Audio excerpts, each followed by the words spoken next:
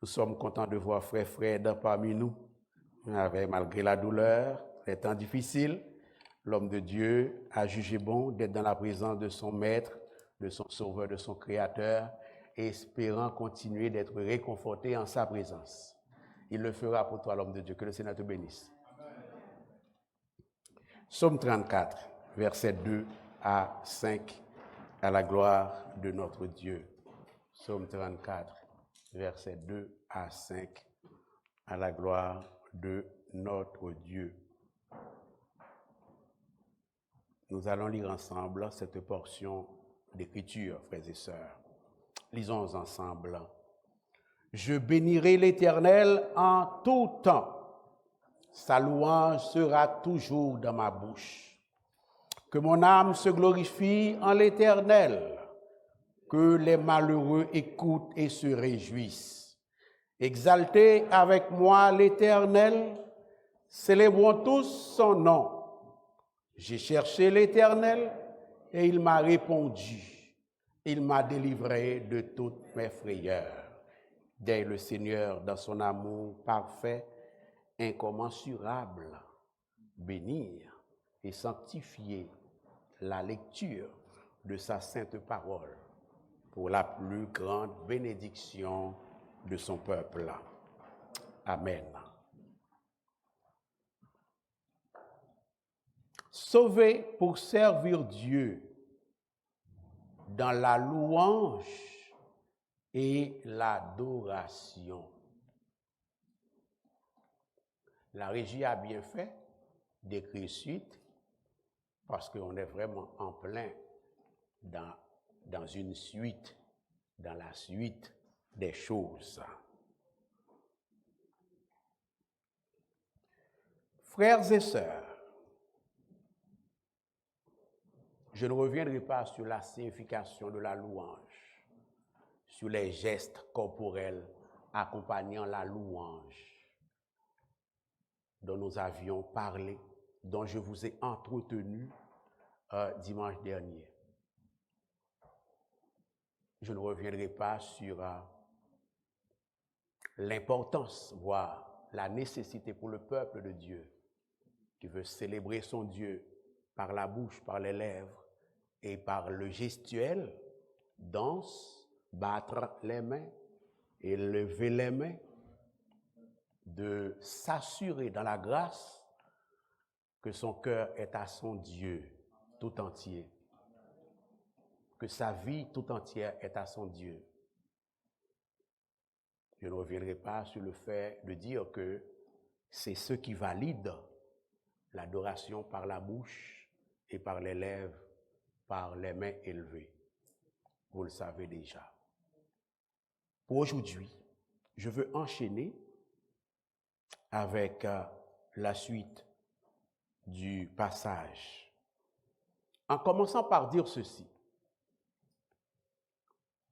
Pour comprendre l'enseignement du psaume 34, la provision que Dieu a déposée pour son peuple là, à travers le psaume 34, particulièrement les versets 1 à 8, il est important, frères et sœurs, mes bien-aimés, de connaître les circonstances qui ont motivé le serviteur David à écrire ces paroles pleines de bénédiction, ces paroles pleines d'exhortation, ces paroles pleines d'encouragement, ces paroles pleines de sagesse par-dessus tout. Je vous donne le contexte en condensé.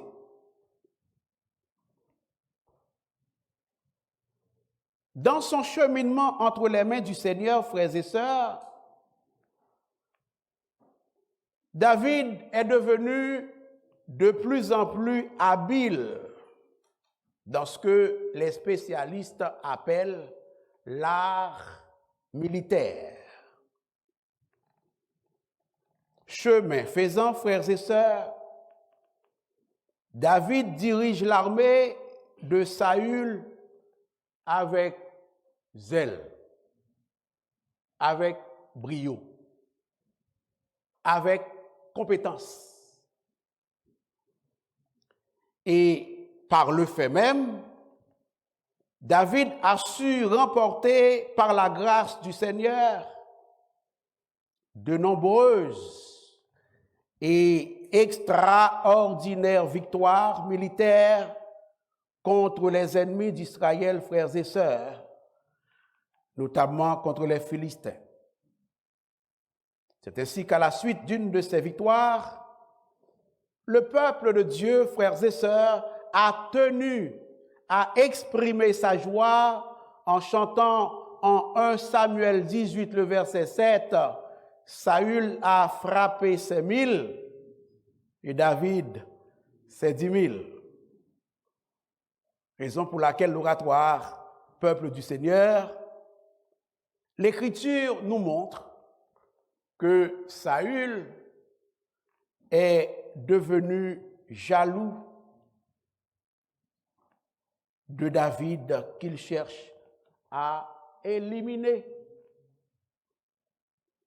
Conséquemment, frères et sœurs, dans un geste de désespoir pour sauver sa peau, David a eu le réflexe malheureux de solliciter l'asile politique dans le pays des Philistins. Tenez-vous bien, des Philistins.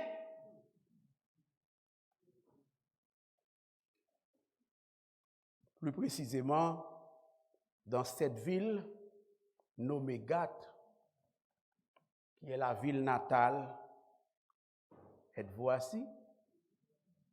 La ville natale de Goliath.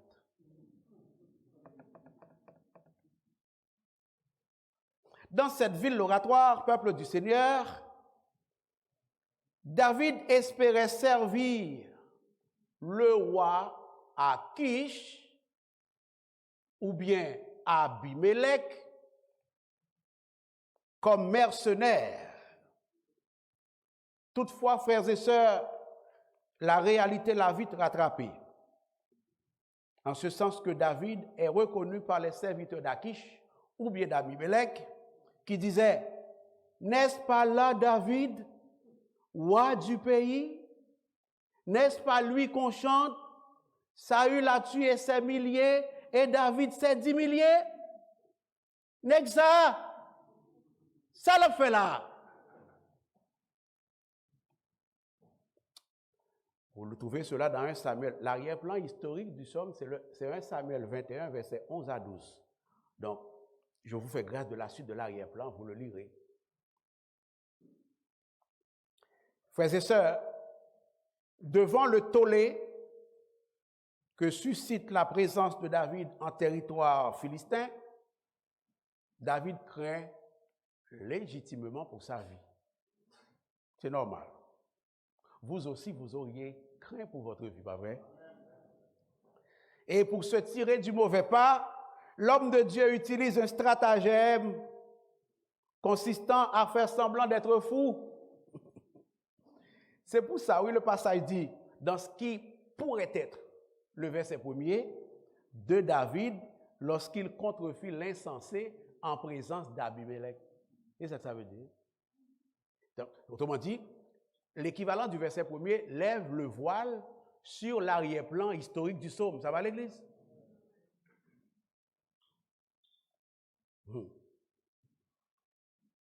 1 Samuel 21, verset 13 dit ceci. Il, en l'occurrence David, il se montra comme fou à leurs yeux. C'est ça, oui, contrefait l'insensé. C'est se montrer comme fou à leurs yeux. Faire semblant d'être fou, ça va? 1 Samuel 21, verset 13. C'est pour ça la théologie biblique est très importante pour prêcher la parole. Il se montra comme fou à leurs yeux et fit devant eux des extravagances. Il faisait des marques sur les battants des portes et il laissait couler de la salive sur sa barbe. Oh! Un homme de Dieu.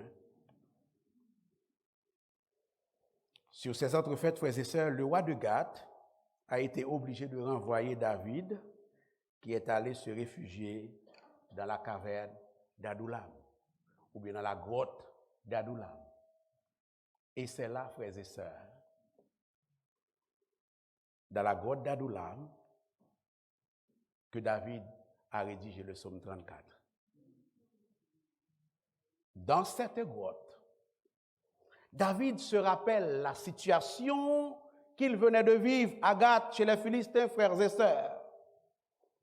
David repasse dans sa mémoire comment, alors que toutes les conditions techniques, opérationnelles, logistiques, humaines étaient réunies pour qu'il meure, pour qu'il cesse de vivre, et David réalise que Dieu, dans sa bonté, dans sa grâce, dans sa fidélité, malgré le fait qu'il est fautif, malgré le fait qu'il n'était pas censé aller demander l'asile politique à Gath, et comme si ce n'était pas suffisant, non seulement il a sollicité l'asile politique dans un territoire qu'il sait très bien, en tant que futur chef d'Israël, qu'il n'est pas censé demander l'asile, mais arrivé là, il fait semblant d'être fou. 2 péchés, 2 erreurs dans une, ou 2 péchés dans un. Et David dit, malgré cela, j'ai eu la vie sauve. Alors, je bénirai l'Éternel en tout, et sa louange sera toujours de moi. C'est là, je bénirai l'Éternel en tout temps, sautis frères et sœurs.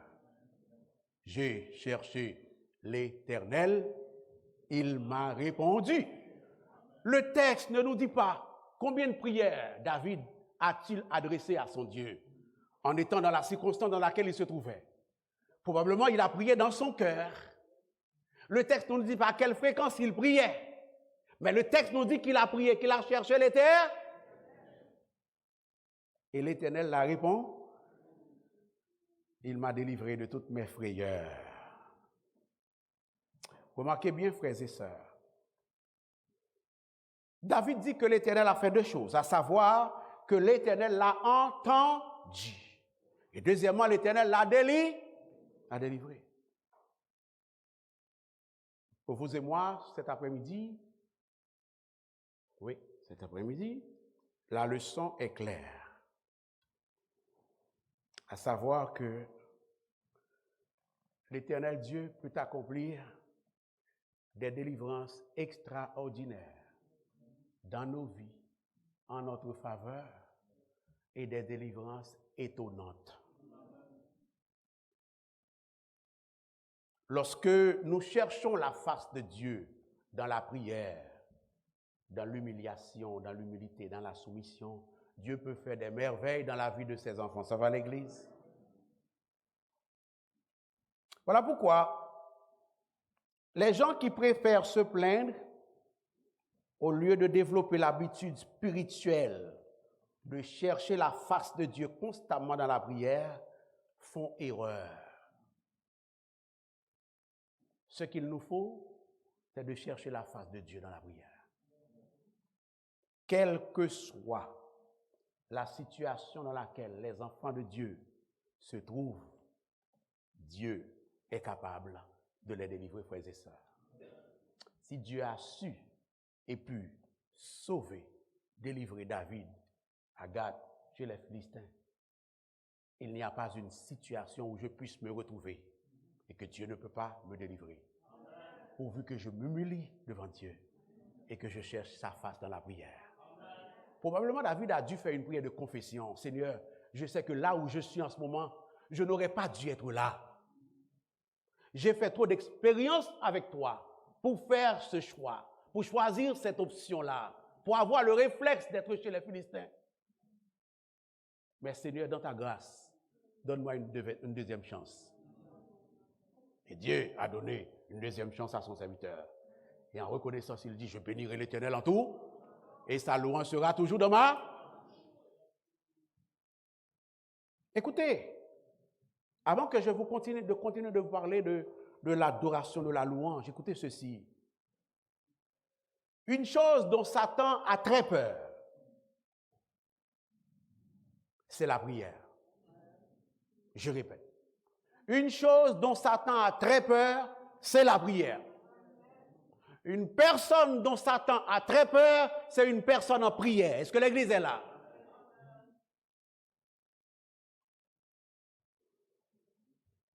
La parole, je veux bien, mais je comprends que Satan a plus peur de ceux qui prient. Voilà pourquoi, frères et sœurs, l'adversaire va faire tout ce qu'il peut pour nous empêcher de prier, pour nous décourager à la prière. Il va faire tout ce qu'il peut pour nous fatiguer ou pour nous faire nous sentir fatigués. Allez là, revenez ici, passez par là, fatigue. Et arrivé le soir pour se coucher là, Seigneur, je remets mes bye. Frères et sœurs, Satan n'a pas l'intelligence de Dieu, mais Satan est intelligent. C'est une créature de Dieu de toute façon. Satan connaît l'importance de la prière. Satan connaît la puissance de la prière. Satan connaît les bienfaits de la prière. Alors, peuple du Seigneur, regardons constamment à Dieu dans la prière, au lieu de regarder à nous-mêmes. Regardons constamment à Dieu, cherchons constamment la face de Dieu dans la prière, au lieu de rechercher la face de nos amis, frères et sœurs. Si vous voulez venir à bout des mauvaises expériences de la vie, si vous voulez venir à bout de la peur, si vous voulez venir à bout de la peur de l'avenir, continuez de regarder à Dieu dans la prière. Continuez de rechercher la face de Dieu dans la prière. J'ai cherché l'Éternel et il m'a répondu. Décidément, il dira un peu plus loin, quand un malheureux crie, l'Éternel entend et il le délivre de toutes ses détresses. Dans la vallée les plus sombres de l'existence, Dieu est capable de tirer d'affaire ceux qui le cherchent et le cherchent sérieusement dans la prière. Le psalmiste dit, quand on tourne vers lui les regards, au verset 6, on est rayonnant de joie et le visage ne se couvre pas de honte. Je reviendrai là-dessus. Mais vous savez ce qu'il fait? Il a fini de parler au jeu, à la première personne du singulier, et là il parle à l'impersonnel, un équivalent de la troisième personne du singulier. Ça va? C'est-à-dire, il extrapole, il généralise l'expérience qu'il a faite avec Dieu. Ça va? Ce n'est pas seulement pour lui que Dieu est bon, ce n'est pas seulement envers lui que Dieu est un Dieu de grâce, un Dieu tout-puissant. C'est envers quiconque se tourne vers lui dans la prière. Quand on tourne vers lui, les regards, on est rayonnant de joie. Écoutez, Dieu écoute chaque prière que vous faites ce matin. Dieu écoute chaque prière que vous faites, peuple du Seigneur. Alors continuez à prier. Les oreilles de notre Dieu sont là, à notre disposition. Nos prières ne vont pas quelque part en l'air. Elles tombent directement dans les oreilles du Dieu éternel, tout-puissant et trois fois. Alors louons l'Éternel malgré nos problèmes ce matin. Rendons grâce à Dieu malgré nos temps difficiles. Adorons le Seigneur, servons le Seigneur malgré les moments difficiles. Ce matin, compte tenu de l'expérience de David partagée avec nous, frères et sœurs, par le Saint-Esprit de Dieu, le plan de Dieu sur votre vie, ce n'est pas que vous ayez honte. Le plan de Dieu sur votre vie, ce n'est pas que vous ayez honte. Le plan de Dieu sur votre vie, c'est que vous marchiez la tête haute. ce n'est pas que vous marchiez la tête baissée. Le plan de Dieu sur votre vie, c'est que vous soyez rayonnant de joie en toutes circonstances, comme l'a été le Christ, frères et sœurs. Alors, peuple du Seigneur, louez l'Éternel, continuez de louer l'Éternel, car il est bon et sa miséricorde durera tout. Le plan de Dieu pour vous, pour votre famille, pour votre Église, c'est que vous soyez bénis.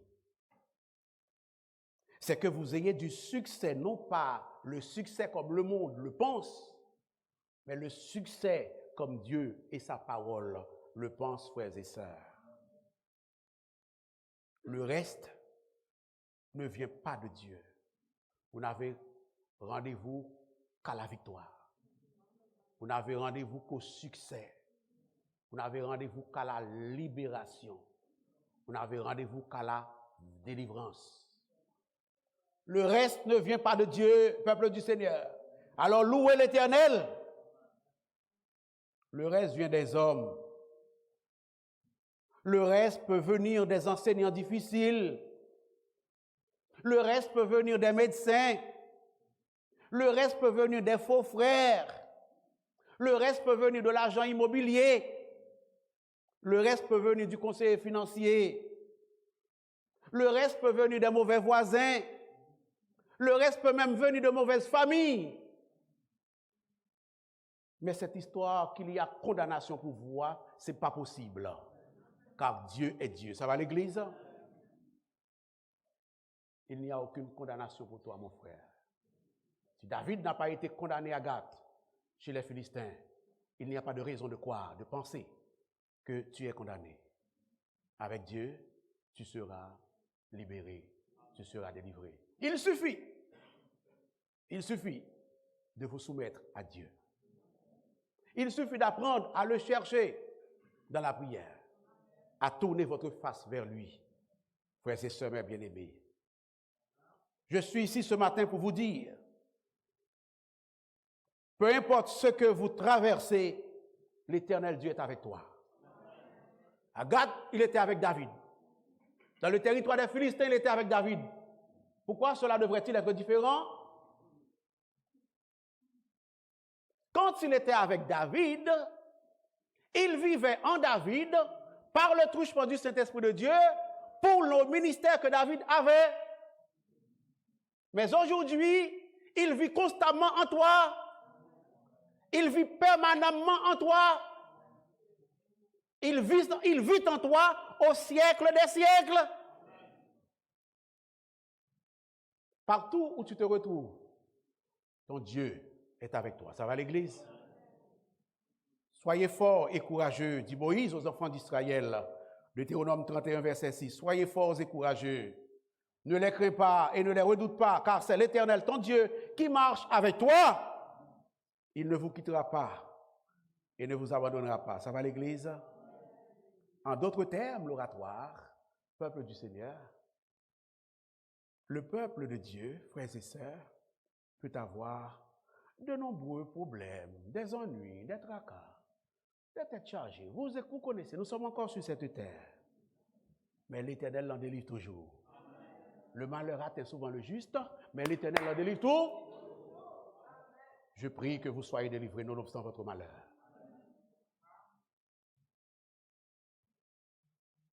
Deuxièmement, frères et sœurs, David ne sait pas plus que toi et moi, eu égard à la disposition et à la disponibilité de notre Dieu à délivrer ses serviteurs et ses servantes.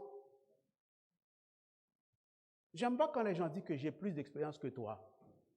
Parfois c'est vrai, parfois c'est pas vrai. Tu as tes expériences, elle a ses expériences. Ça va l'Église? David a eu ses expériences avec Dieu. Vous et moi, nous avons nos expériences avec Dieu. Ça va l'Église?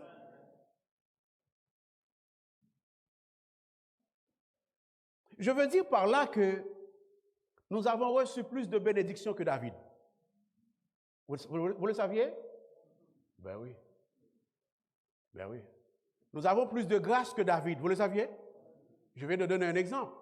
Le Saint-Esprit lui a été donné pour un temps, le Saint-Esprit nous est donné pour tout temps, éternellement. C'est un exemple. Je n'invente rien. Il y a des choses que David avait annoncées, qu'il n'avait pas vues, et que vous et moi, nous voyons. Ça va l'Église? Nous avons reçu, vous et moi, plus de grâce et plus de bénédiction que David. Qu'est-ce que ça dit, pasteur? Que Dieu nous a délivrés des ténèbres de la mort. Quand il a délivré David physiquement chez les Philistins, Dieu annonçait la délivrance qu'il allait envoyer à vous et à moi par le fils de David. Et cette délivrance-là va bien au-delà de la délivrance de la mort physique pour englober la délivrance de la mort spirituelle et éternelle. Nous sommes un peuple béni, je vous dis. Dieu nous a délivrés de la peur, de l'enfer, du diable, du monde, de la chair, frères et sœurs. Gloire à notre Dieu. Vous et moi, nous étions dans un gouffre de péché quand Dieu est venu nous trouver. Il nous a purifiés, il nous a lavés, il nous a sanctifiés. Alors, louons et servons notre Dieu, frères et sœurs. Nous sommes appelés ce matin à prendre la résolution ferme et inébranlable de continuer à louer l'Éternel, à servir l'Éternel, ce Dieu qui nous a fait tant de bien. Avez-vous vraiment pensé à quel point vous êtes bénis par Dieu ce matin? Avez-vous vraiment pensé à la bonté de Jésus-Christ qui a pris la mort pour vous ce matin? Avez-vous pensé à toutes les délivrances que Dieu vous a accordées? Vous savez, on dit parfois, je ne sais pas dans quelle mesure c'est tout à fait vrai, on dit parfois que les gens les plus malheureux, ce sont ceux qui ont obtenu ce qu'ils voulaient et qui ont réalisé par la suite que ce qu'ils ont obtenu n'était pas si extraordinaire qu'ils le pensaient. Et pour cause, ces gens-là vivent dans une spirale d'insatisfaction à n'en plus finir.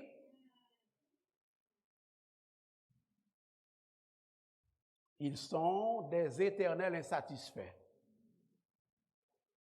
D'où le secret cet après-midi d'une vie satisfaite en Jésus, ce n'est pas le fait d'obtenir ce que l'on veut, mais le fait d'apprécier ce que l'on a.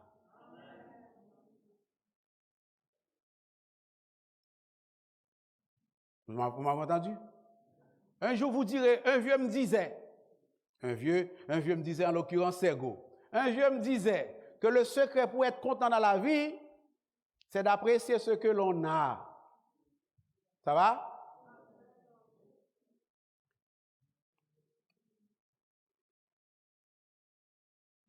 Nous allons, vous et moi, devoir continuer à louer l'Éternel ce matin et à servir l'Éternel. Parce que si nous nous sommes réveillés ce matin avec plus de santé que de maladie, cela veut dire que nous avons reçu plus de faveurs de la part de l'Éternel que les 160 000 personnes qui mourront à la fin de la journée. Ça va l'Église? Nous avons reçu plus de grâce et de bénédiction que les 120 000 personnes qui mourront d'ici la fin de la semaine. Nous allons devoir continuer à louer Dieu ce matin, cet après-midi. Parce que si nous n'avons jamais connu le danger d'un champ de bataille, comme c'est le cas en ce moment à Gaza, en Ukraine, la solitude de l'emprisonnement, l'agonie de la torture, les douleurs, la famine, cela veut dire que nous avons reçu plus de grâce, plus de bénédiction que les 500 millions de personnes dans le monde et les 2 millions de Gazaouis qui font face quotidiennement à ce genre d'épreuves. Ça va l'Église? Ce matin, nous allons devoir continuer à louer l'Éternel et à le louer en tout temps. Parce que si vous et moi, nous pouvons assister à un culte d'adoration sans crainte d'être arrêtés, torturés ou tués, cela veut dire que nous avons plus de faveur que les 3 milliards de personnes qui ne peuvent pas faire ça de par le monde en raison de pouvoirs autoritaires, totalitaires, autoritaires, anarchiques. Ça dépend.